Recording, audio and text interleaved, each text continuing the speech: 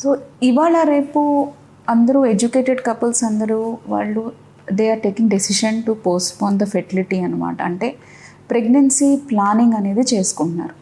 దాని గురించి contraceptive pills వాడుతున్నారు, కాంట్రసెప్టివ్ డివైజెస్ వాడుతున్నారు. సో ఇవన్నీ ఫ్యూచర్ ఫర్టిలిటీని ఏమైనా ఎఫెక్ట్ చేస్తాయా? దీని గురించి మనం ఈరోజు మాట్లాడుకుందాం.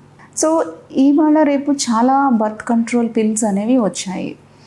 సో మెయిన్గా బర్త్ కంట్రోల్కి కాండోమ్స్ యూజ్ చేస్తారు, బర్త్ కంట్రోల్ పిల్స్ వాడతారు, ఐయుసిడీస్ అంటాం, లూప్ అని నార్మల్ భాషలో అంటారు, అది వాడతారు, అండ్ ఇంజెక్షన్స్ అనేవి వాడతారు. సో ఇవి వాడడం వల్ల ఫ్యూచర్లో ఫర్టిలిటీ సమస్య రావడం లేకపోతే పర్మనెంట్ ఇన్ఫర్టిలిటీ ఏమైనా కారణం అవుతుందా అని చాలామందికి ఒక డౌట్ అనేది ఉంటుంది. చాలా మిత్స్ అండర్స్టాండింగ్స్ అవన్నీ ఉంటాయన్నమాట.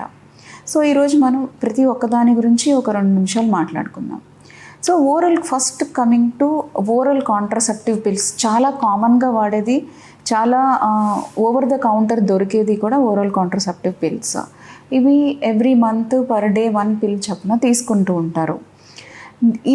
దీనివల్ల ఏమవుతుంది అంటే ప్రెగ్నెన్సీ అంటే ఓవ్యులేషన్, ఎగ్ అనేది పెరగకుండా ఉండడం వల్ల ప్రెగ్నెన్సీ రాదు అనమాట. సో కాకపోతే ఇవి ఆపేసిన వెంటనే ఓవ్యులేషన్ అనేది జరుగుతుంది. యాక్చువల్లీ రీబౌండ్ ఓవ్యులేషన్ అనేది జరుగుతుంది అనమాట.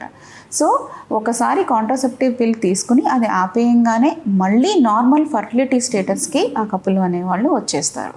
సో ఓసీ పిల్స్ అనేవి చాలా safe form of contraception and వాటి ద్వారా మళ్ళీ ఆపేసిన వెంటనే ఫర్టిలిటీ అనేది రీగెయిన్ అవ్వడం అనేది వెరీ వెరీ కామన్ అనమాట.